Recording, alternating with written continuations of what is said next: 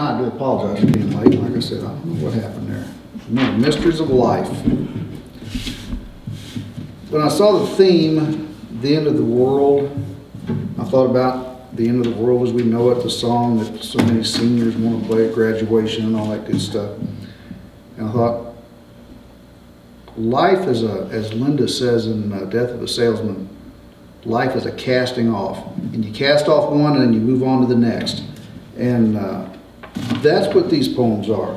I've written a lot of poems since then. I've read a lot of poetry since these. Like Candace said, former students. And I wrote these in Debbie Nolan's creative writing class 20 some odd years ago. Now I teach my own creative writing classes. And I thought, what better way to celebrate one end and beginning another than go back and dig these out. I hadn't looked at these in a long time. See if they're as good as I thought they were the day I wrote them. The plow digs deep. The land, giving life, taking life, cruel to mules, worse to man.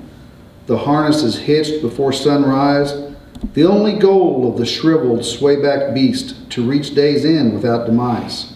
The plow digs deep. Green waves of corn roll in tawny tasseled whitecaps. Trees give wood for building homes, crosses for graves. Seeds sprout wheat for bread, straw for stock. The ochre sun retreats to the night. The humped, leathery farmer retreats to a solitary house, where neither love nor passion await. The plow digs deep. Only a glint of light shines through a tainted window pane where all remain interred until dawn. Bare dirt sprouts man. The land giving life, taking life. The plow digs deep.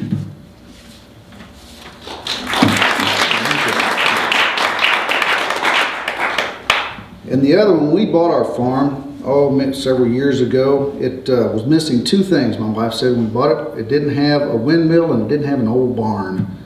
I've since acquired a windmill. I'll probably never be able to acquire the old barn, though I have pieces of old barns lying around that I do stuff with. And I just have a thing for old barns. We both do.